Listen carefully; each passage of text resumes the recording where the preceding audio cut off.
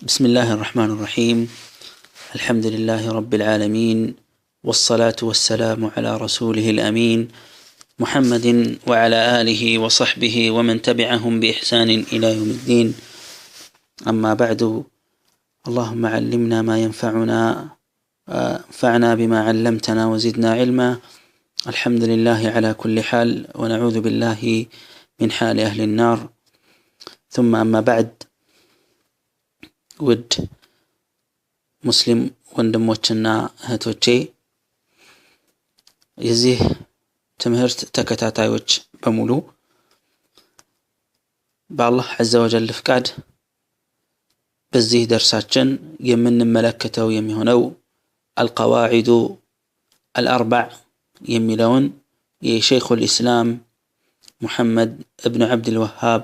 ዐለይሂ ረሕመቱላህ ሪሳላን ይሆናል። ሸይኹል ኢስላም ሙሐመድ ብን ዐብዱል ወሃብ ዐለይሂ ረሕመቱላህ በብዙ ኪታቦቹ ይታወቃል። በተለይ በመሰረታዊ የተውሂድ እና የዐቂዳ ጉዳይ ላይ የሚያተኩሩ አንገብጋቢና እጥር ምጥን ያሉ ጽሑፎችንና መልእክቶችን በማስተላለፍ ይታወቃል ዐለይሂ ረሕመቱላህ። ምንም እንኳን ቢያጥሩ ወይም አጭር ቢሆኑም እንኳን የሚያስተላልፋቸው ጽሑፎችና መልእክቶች በጣም አንገብጋቢና አሳሳቢ የሆኑ መልእክቶችን ከቁርአንና ከሐዲስ ማስረጃ በማጣቀስ ለኡማው ሁሉ መልእክት ያስተላልፋል። ምንም እንኳን በሰዓቱ እሱ በነበረበት ሰዓት የነበሩትን ማህበረሰብ ያማከለና እነሱን የሚመለከት መልእክቶችንና ትምህርቶችን ቢያስተላልፍም ቅሉ ለመጪው ትውልድ ሁሉ በቂና ወሳኝ የሆኑ መልእክቶችን ከቁርአንና ሐዲስ በማውጣጣት ሲያስተላልፍ እናያለን። እኛም የዛ ጥሪና የዛ ዳዕዋ ተቋዳሾችና ተካፋዮች እንሆናለን። ውድ ተማሪዎች፣ በዚህ ትምህርት ላይ بإذنላህ ኪታቡ አልቀዋዒድ አልአርበዕ ሲል አራት መርሆችን ወይም መሰረቶችን የሚያስተነትንና ቁም ነገሮችን የሚያስይዘን ነው። በዚህ የተነሳ ኢንሻአላህ ከመግቢያው ውጪ ለአራት ከፍለን ትምህርቱን እንመለከታለን። አድማጭ ልብ፣ አስተዋይ ልብና አድማጭ ጆሮ ከናንተ ይፈለጋል። ስለዚህ በመግቢያነት ይሄን ያህል ካልኩኝ ስለ ኪታቡና ስለ ትምህርታችን ይሄን ያህል ከተናገርኩኝ በመቀጠል በቀጥታ ወደ ኪታቡ ገባለሁኝ። ሙአሊፍ ረሕመቱላሂ ዐለይሂ ምን ይላል? ቢስሚላሂ ረሕማኒ ረሒም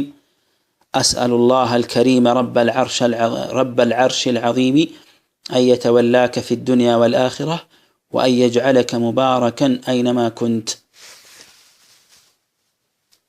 ሙአሊፉ ዐለይሂ ረሕመቱላህ በዱዓ ነው የጀመረው።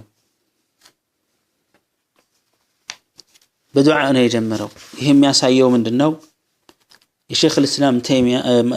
ኢስላም ሙሐመድ ብን ዐብዱል ወሃብ ዐለይሂ ረሕመቱላህ የዳዕዋ አካሄዱ በጭካኔ ላይ በኃይለኝነት ላይ ሳይሆን በርህራሄና በሐዘኔታ ላይ የተመሰረተ እንደሆነ ነው የሚያሳየን። አንድ ሰው ለሆነ ሰው እኮ ዱዓ የሚያደርግለት ሲያዝንለትና ሲራራለት ነው። ከጨከነበት ዱዓ ያረግበታል እንጂ አያረግለትም። ዳዕዋ የነቢያችን ሰለላሁ ዐለይሂ ወሰለም ጥሪ በረሕመት ላይ የተመሰረተ እንደሆነ ይታወቃል። ፈቢማ ረሕመቲን ሚነላሂ ሊንተ ለሁም ይላቸዋል አላህ መልእክተኛውን ዐለይሂ ሰላቱ ወሰላም። ከአላህ በሆነ እዝነት ነው የለሰለስክና የለዘብክላቸው ይላቸዋል። وقال وما أرسلناك إلا رحمة للعالمين ለዓለም ለሰው ልጆች ሁሉ ወይም ለዓለም አዛኝ አድርገን እንጂ አላክንህም ይላቸዋል። አስተማሪ ዳዒ ነው ወደ አላህ ዐዘ ወጀል የሚጣራና የመልእክተኞችን ፈለግ ስለሚከተል ዳዕዋውና ጥሪው በእዝነት ላይ የተመሰረተ መሆን መቻል አለበት። ለዚህ ነው ሙአሊፍ ረሒመሁላህ በዱዓ የጀመረው። አድማጩ ዱዓ ሲደረግለት ልቡ ይከፈታል። የልብ መክፈቻ መንገድ ነው። አላህ ያሳውቅህ፣ አላህ ያክብርህ፣ አላህ እንዲያደርግህ እመኝልሃለሁ ከተባለ አንድ ሰው ልቡ ይከፈታል ቀጣዩን ጥሪና መልእክት በአግባቡ ማዳመጥና መማር ይችላል ማለት ነው እና ሙአሊፉ ምን ይላል አስአሉላህ አልከሪማ አላህን የተከበረውን አላህ ታላቁን አላህ እጠይቀዋለሁኝ رب العرش العظيم የታላቁ ዓርሽም ባለቤት የታላቁ ዙፋን ባለቤት የሆነውን አላህን عز وجل እጠይቀዋለሁ ይላል ምንድነው አየተወላከ في الدنيا والآخرة وأن يجعلك مباركا أينما كنت دنيانا آخرة ላይ ረዳትህና ወዳጅህ አጋዥህ እንዲሆን እማጸናዋለሁ በዱንያም ይሁን በአኺራ ይህ ጥሪ ወይም ይህ ዱዓ ቁርአን ላይ እንደዚሁም ሐዲስ ላይ የመጣ ነው አላህ عز وجل من ይላል الله ولي الذين آمنوا አላህ የአማኞች ወዳጅ ነው ይላል አላህ የአማኞች ወዳጅና ረዳታቸው ነው ነብያችንም ሰለላሁ ዐለይሂ ወሰለም في الحديث من ይላሉ احفظ الله يحفظك አላህን ጠብቀው አላህ ይጠብቅሃል ይላሉ ነብያችን ሰለላሁ ዐለይሂ ወሰለም የአላህ እርዳታና እገዛን ጥበቃን ውዴታን የተቸረሰው በዱንያም ይሁን በአኺራ ሐዘንያታም ይሁን ትካዜ አይኖርበትም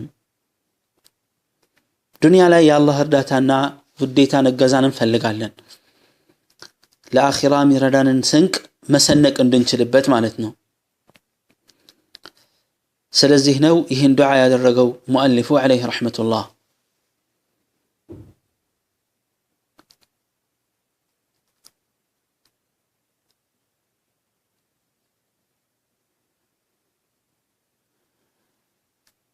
እና ይህን ዱዓ በመጀመሪያ ያደርግልናል وأن يجعلك مباركا أينما كنت አሁንም የትም ቦታና ስፍራ ሆነ የተባረክ እንድትሆን አላህን عز وجل እማጸንልሃለሁ أنت طالب الحق وطالب العلم بركة የሚለው መከበርና በረከተ ብዙ መሆን ማለት ነው አንድ ሰው በረካ አለው ሲባል በንግግሩ በተግባሩ በገንዘቡ አላህ የተባረከ እንዲያደርገው መማጸን ነው በነገሮች ሁሉ በህይወትህ ሁሉ በረከትን አላህ ይወፍቅህ በመተረዳው ነገር አላህ በረካ ያድርግልህ በእውቀትህ አላህ በረካ ያድርግልህ በተግባርህ አላህ በረካ ያድርግልህ በዳዕዋ አላህ በረካ ያድርግልህ ማለት ነው ويجعلك مباركا يتباركم እንድትሆን እማጸናዋለሁ አላህን አይነማ ኩንታ የትም ስፍራና የትም ቦታ ሆነህ ማለት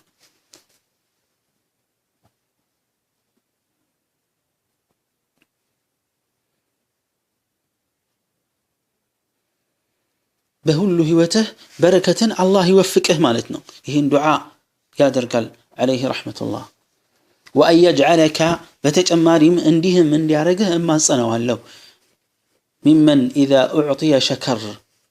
በተሰጠ ጊዜ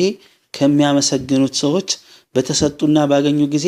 ከሚያመሰግኑት ሰዎች አላህ እንዲያደርግህ እማጸናዋለሁ ይሄ ትልቅ ነገር ነው والله ትልቅ ዱዓ ነው ይሄ ምክንያቱም የአንድ አማኝ ጥሩነቱ ከሚለካበት ነገር አንዱ ምንድነው እሱ ከጌታው ጋር ባለው ግንኙነት በሰጠው ጊዜ ሊያመሰግነው ይገባል የአላህ ጸጋ በእኛ ላይ በርካታ ነውና በዲን ላይ ትልቅ ጸጋ አለ በሃይማኖታችን በአቅላችን በአካላችን በሁሉም ኒዕማ በሁሉም የህይወታችን ክፍል ያሉ ጸጋዎች ሁሉ ከአላህ ዘንድ ናቸው ያንንም የማመስገን ግዴታ አለብን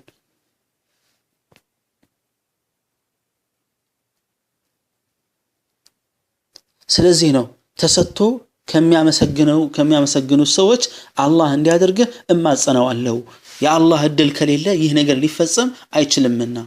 አላህም عز وجل እንድናመሰግነው ይፈልጋል ለዚህም ነው ወለይን ሸከርቱም ለአዚደነኩም ያለው መታመሰግኑ ከሆነ እጨምርላችኋለሁ ይላል አላህ عز وجل የሰው ልጆች ይህ አይነት ጸጋ የአላህ ኒዕማ ሲመጣላቸው በተለያየ አይነት መልኩ ለማስተናገድ ይሞክራሉ በአግባቡ የሚጠቀሙበታሉ ያለ አግባቡ የሚጠቀሙበት አሉ ስለዚህ አላህ በአግባቡ ተጠቅመ እምታመሰግነው እንዲያደርግህ እማጽነዋለሁ ይላል وإذا ابتلي صبر በተፈተነ ጊዜ ከሚታገሱትም ሰዎች ፈተና በመጣባቸው ጊዜ ትግስትን ከሚጎናጸፉትም ሰዎች እንዲያረግህ እማጽነዋለሁ ዱንያ ውስጥ በርካታ ፈተናዎች በህይወታችን ውስጥ ያልፋሉ እንፈተናለን እነዚህ ፈተናዎች እኛን ከወንጀል ማጣራት ስራቸው እንደዚሁም ደግሞ ደረጃችንን ከፍ ማድረግ አኺራ ላይ ያለንን ምንዳ ማላቅ ነው የሚፈልግበት ዋናው ነገር ማለት ነው ስለዚህ አንድ ሰው ተፈትኖ በዚህ ፈተና ላይ መታገስ ከቻለ ትልቅ ነገር ነው ለዚህ ነው አሊ ኢብኑ አቢ ጣሊብ ምን ይላል وجدنا اطيب حياتنا بالصبر او كما قال የህይወታችንን ጥሩ ክፍል ማግኘት የቻልነው በትግስት ነው ትግስት ትልቅና ከባድ ነገር ነው እዚህ ዱንያ ውስጥ ብዙ ፈተና ይገጥማል ያንን ፈተና ተቋቁሞ ማለፍ በትግስት ማለፍ በጣም ትልቅ እድል ነውና ሲፈተኑ ከሚታገሱት አላህ እንዲያደርግህ እማጽነዋለሁ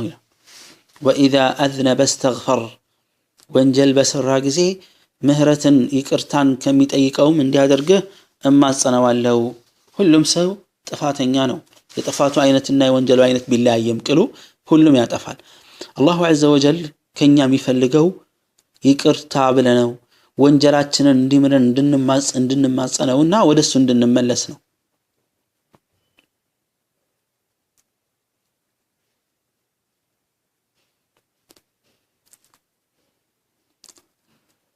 لمن عند سو استغفار كادرجه الله يلفون وانجل يمرዋል قال الله عز وجل قل للذين كفروا ان ينتهوا يغفر لهم ما قد سلف ይላል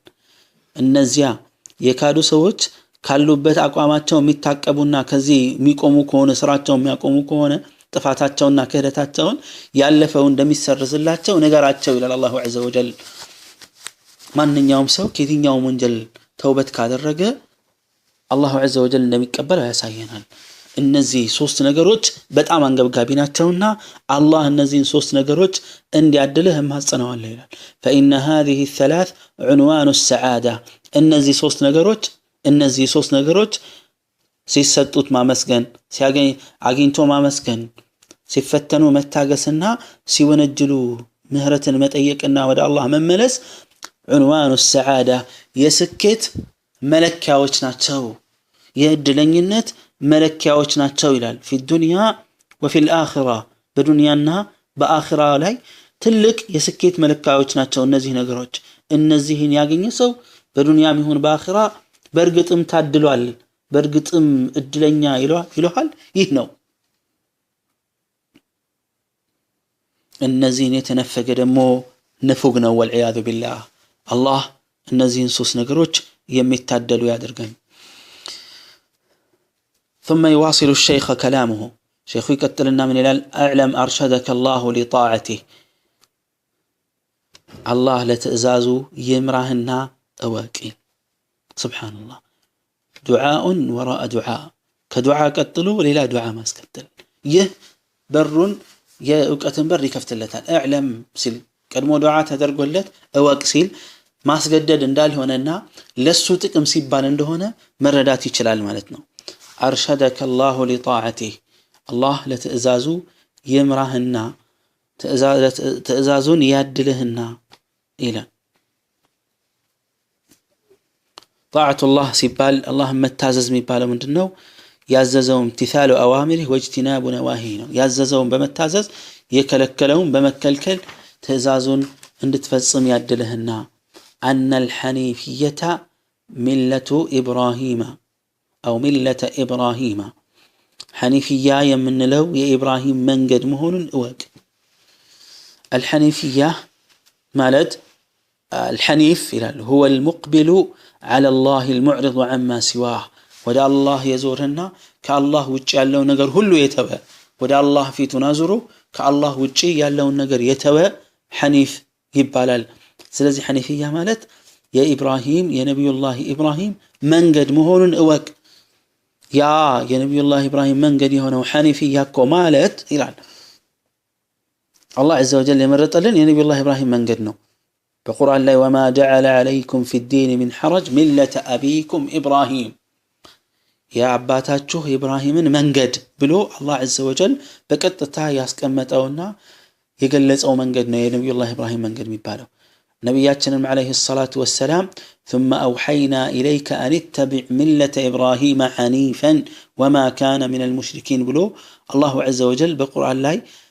መልእክተኛው ሰለላሁ ዐለይሂ ወሰለም የነብዩን ፈለግ እንዲከተሉ አዟቸዋል ወደ አንተ መልእክትን አስተላልፈናል የኢብራሂምን መንገድ ቀጥ ያለ ሲሆን እንድትከተል አዘናሃል መልእክት አውርደናል ወደ አንተ ይላቸዋል ወደ ነብዩ ሰለላሁ ዐለይሂ ወሰለም ይህ የነብዩላህ ኢብራሂም መንገድ ምንድነው أن تعبد الله وحده مخلصا له الدين اللهن ብቸኛ አርገህ ልትገዛው ነው ሃይማኖትን ታዛዥነትን ለሱ ብቻ ጥርት አድርገህ أن تعبد الله وحده اللهن በብቸኝነት ልትገዛው ነው الله أن تعبد الله ብቻ አይደለም ያ ነው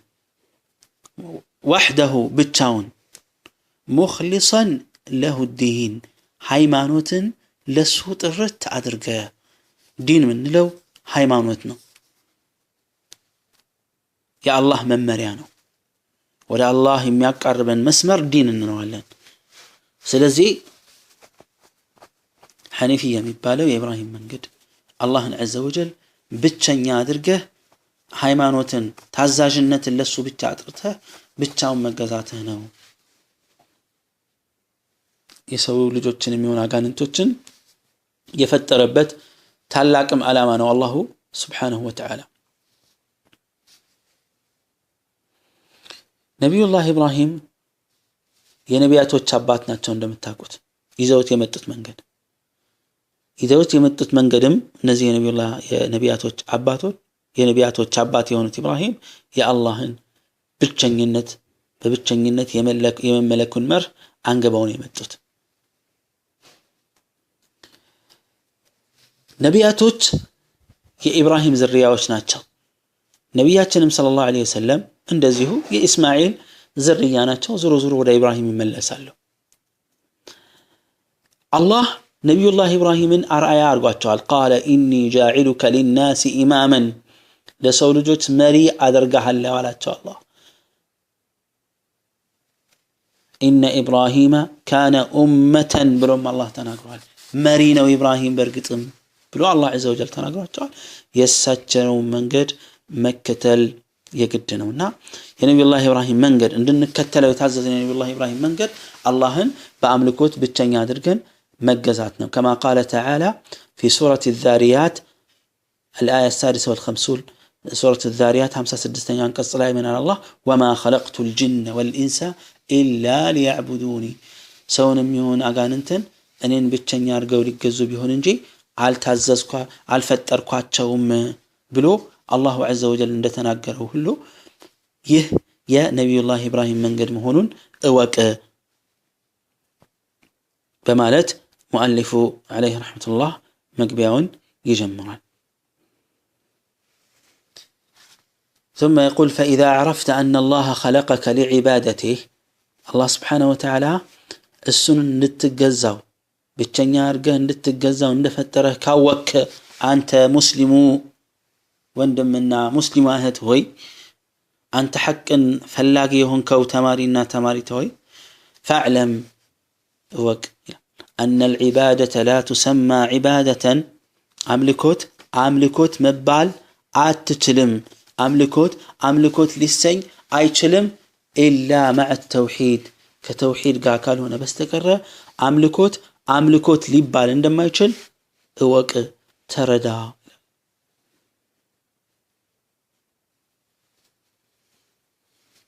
ተውሂድ ወይም አምልኮት መባል አይችልም ከተውሂድ ጋር ካልሆነ በስተቀር አላህን በብቸኝነት ካላመለከው በስተቀር አምልኮቱ ትክክለኛ አምልኮት ሊሰኝ አይችልም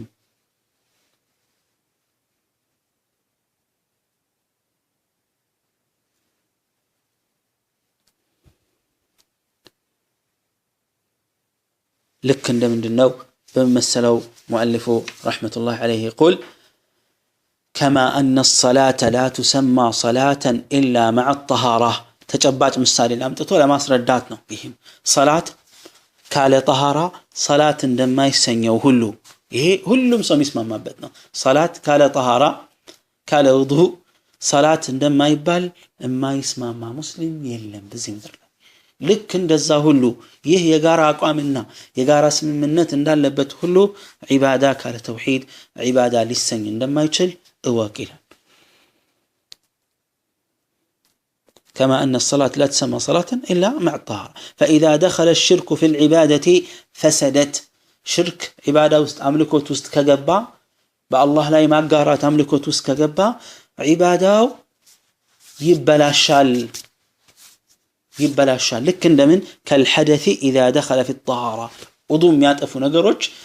طهارة لا يكجبو وضوء اندميت أفاو هلو طهارة اندميت أفاو هلو. عند ሰው ሄዶ ቢጸዳዳ መሰለን መጸዳጃ ገብቶ ቢጠቀም ውሃ ሽንት ቢሻና መሰለን ውዱእ እንደሚጠፋ ይታወቃል። ልክ እንደዛው ሁሉ መልካም ስራና አምልኮት ላይ ሽርክ ከገባ ዒባዳ ወይ አምልኮቱ እንደሚፈርስ እንደሚበላሽ መታወቅ አለበት።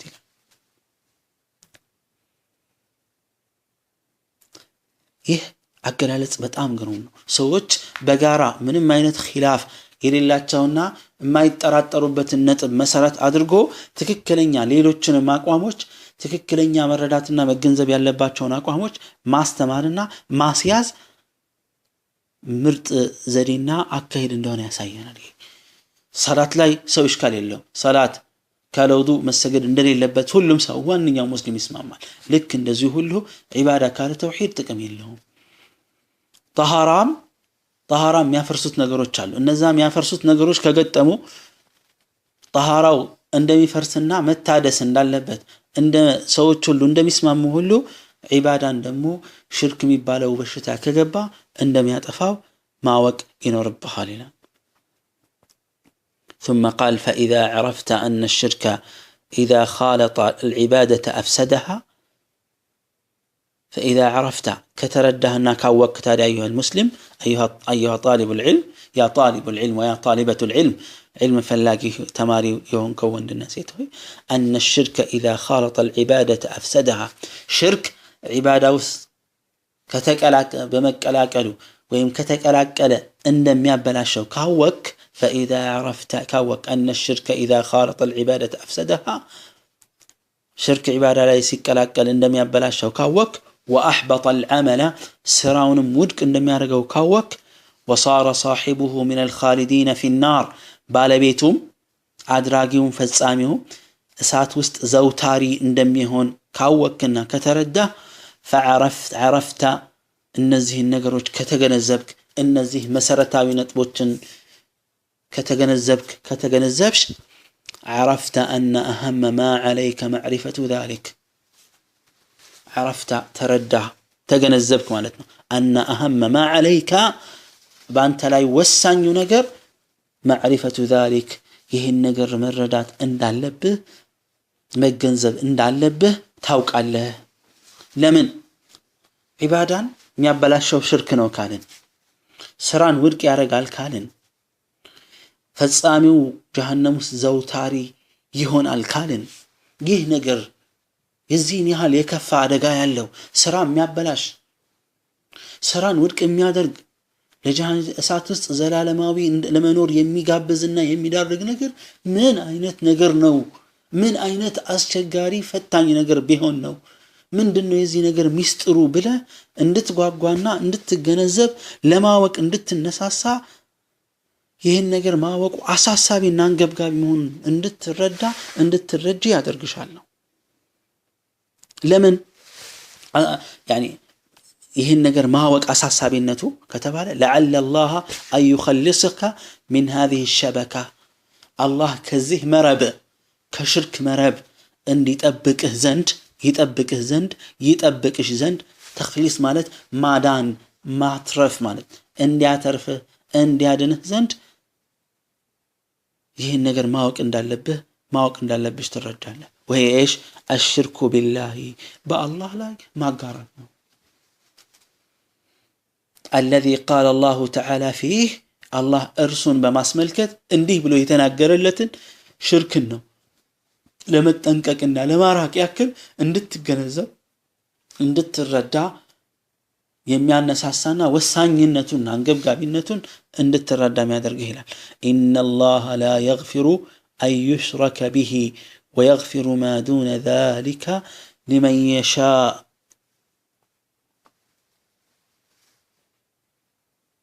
ሱረቱ ኒሳ 116ኛ አንቀጽ ላይ ኢነላህ ላ የግፊሩ አላህ አይምርም አን ዩሽረከ ቢሂ በሱ ላይ መጋራትን ወየግፊሩ ማ ዱነ ዛሊክ ከዛ በታች ያለውን ይምራል ሊመን የሻኡ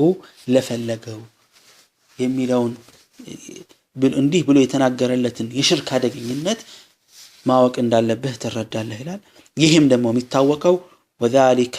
ይህም የሚታወቀውና መገንዘብ የሚቻለው የሽርክን ምንነት بمعرفة 4 قواعد አራት መርሆችን አራት መሰረታዊ ነገሮችን በማወቅ በመረዳት በመገንዘብ ይህን ነገር እንደምትረዳ ልታቅ ይገባሃል ይላል ذكرها الله تعالى في كتابه እነዚህ አራት قواعدዎችን አላህ Subhanahu Wa Ta'ala በቁርአኑ ላይ ጠቅሶ እናገኘዋለን اذا مؤلف رحمه الله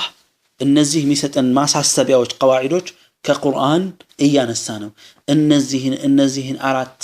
ነጥቦች የተረዳና የተገነዘበ ሰው በትክክል ሽርክ ማለት ምን እንደሆነ ተውሂድ ማለት ምን እንደሆነ ደንብና መርህ ያስቀምጥልን ነው መለኪያ ማለት ነው ተውሂድ የቱ ነው ሽርክ የቱ ነው ብዙ ሰዎች ተውሂድ ውስጥ ያሉ የመሰላቸው በሽርክ ተዘፍቀው እናገኛቸዋለን ሱብሃንአላህ ሽርክ እየሰሩ ተውሂድኛ ሙዋሂዶች ነን ይላሉ ችግራቸው ምንድነው ከተባለ እነዚህን መሰረታዊ ቃዒዳዎች ቁርአንና ሐዲስ ላይ መልእክቱ እያለ መገንዘብ ስለተሳናቸው ነው ስለዚህ ሙአሊፍ ረሂመሁላህ እነዚህን መለኪያዎች የተውሂድና የሽርክ መለኪያ ከቁርአንና ከሐዲስ በማውጣት እነሆላችሁ እነዚህን ነገሮች አስተውሉ እነዚህን ነገሮች ስታስተውሉ ነው ተውሂድና ሽርክን መለየትም ይሆን በትክክል መረዳት የምትችሉት ሙዋሂድ ሆናችሁ ከሽርክ ራሳችሁን መጠበቅ የምትችሉት የሚለውን قواعد ያሳየናል ስለዚህ እኛም እነዚህን قواعدዎች በተራ በተራ እንመለከታለን ኢንሻአላሁ ተባረከ ወተዓላ ይህ የመጀመሪያ የመግቢያው ደርሳችን ይሆናል ኢንሻአላህ አራቱን قواعد ለብቻ ሸርህ ይደረጋል እነዚህን ነገሮች ፖይንቶች በደንብ አስተውሉ